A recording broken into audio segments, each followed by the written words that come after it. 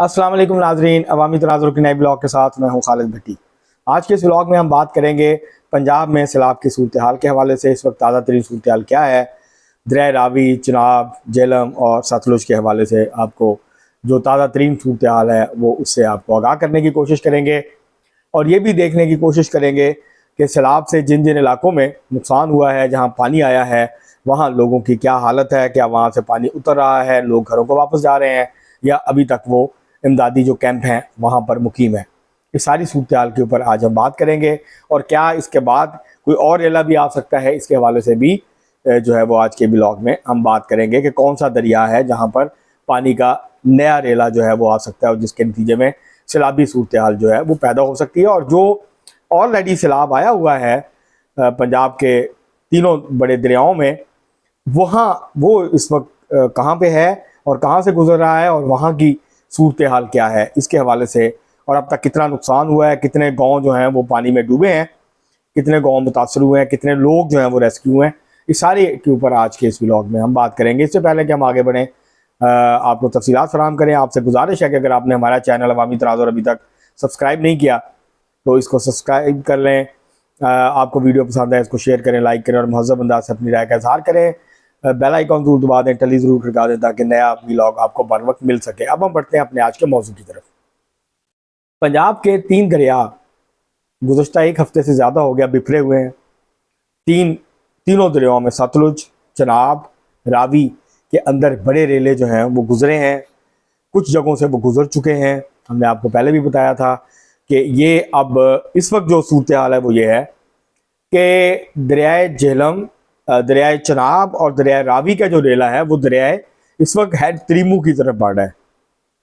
वहां पर जाकर ये इकट्ठे आगे पीछे गुजरेंगे दरियाए हेड त्रीमू से, और हेड त्रीमू जो है वो झंग के करीब है, वहां से गुजरकर ये आगे बढ़ेगा, ये रेले आगे बढ़ेंगे और उसके बाद फिर ये हेड मोहम्मद वाला, कबीर वाला के करीब है, वहां से होते हुए ये मुल्तान के करीब से गुजरेंगे। मुल्तान में जो दरिया चनाब गुजरता है तो उसके अंदर झेलम और रावी, ये दोनों दरियाओं का पानी उसके अंदर शामिल हो जाता है।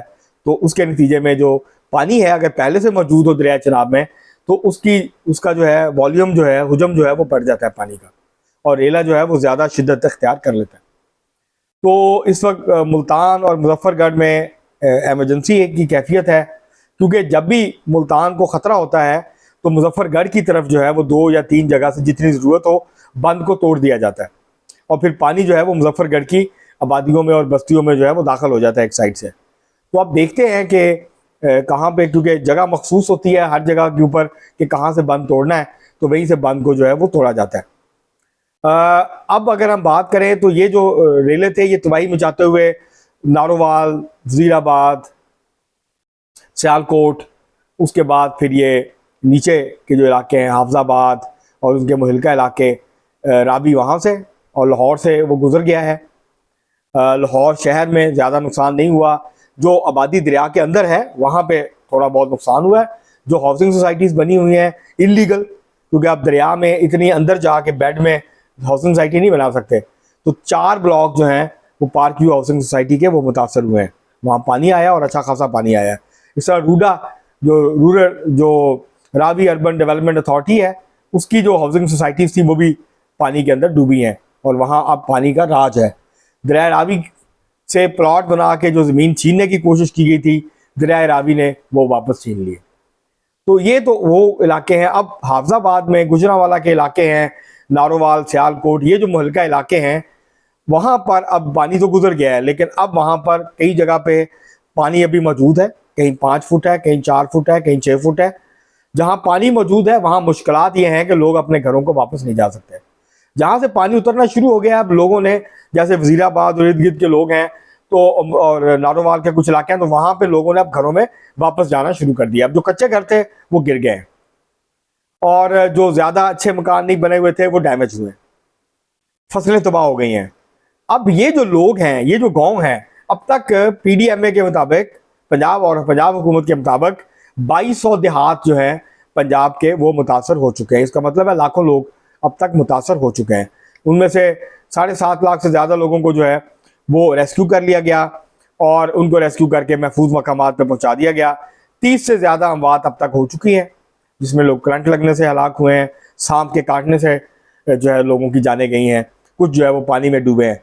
तो इस तरह से मुख्तलिफ जो हादसात और वाक़यात हुए हैं, इसमें अब तक 30 के करीब जो है वो अमवात हुई हैं। ये बहुत बड़ा नुकसान है, लेकिन इससे कहीं ज़्यादा नुकसान हो सकता था। उसको जो बर वक्त लोग खुद निकले और हुकूमत ने निकाला, लोगों को रेस्क्यू किया, तो उसकी वजह से बचत हो गई है। और इसके हवाले से ज़ाहिर है फ़ौज ने, रेस्क्यू 1122 ने, सिविल डिफेंस ने, पीरा ने, पुलिस ने, सब ने मिल के अच्छा किरदार अदा किया लोगों को निकालने में, क्योंकि जान बचाना अवलीन तरजीह है। माल आपका चला जाएगा फिर वापस आ जाएगा, लेकिन जान चलेगी तो वापस नहीं आएगी। तो इसलिए सबसे कीमती चीज़ जो किसी ख़ानदान इंसान के पास होती है वो उसकी जान है। तो वो बचाना जो है वो फोकियत रखता है, वो सबसे पहले होना चाहिए। तो वो हुआ है। अब बहाली का काम होगा।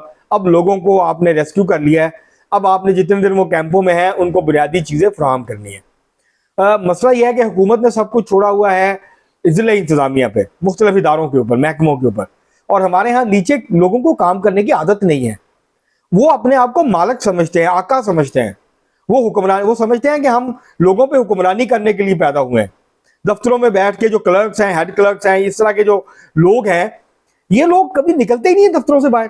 ये तो फाइल वर्क करने वाले लोग हैं। जब आप इनको लगाते हैं कि फील्ड में जाके काम करो, तो इनको मौत पड़ जाती है, ये काम ही नहीं करना चाहते। और इसलिए जो मकामी नुमाइंदे हैं, MNAs, MPs हैं, मकामी पॉलिटिकल पार्टीज के मकामी अहदेदारान हैं, हुकूमती पार्टी के अहदेदारान हैं, उनका ये फ़र्ज़ है कि वो जाएं वहाँ कैंपों में, खुद जाके चेक करें, अफसरों पे मत छोड़ें। और वहाँ जाकर जो बुनियादी ज़रूरियात हैं, चारा है, वंडा है, लोगों खुराक है जानवरों की, इंसानों के खाने पीने की चीज़ें हैं, दवाइयाँ हैं, वो वहाँ पहुँचाएँ।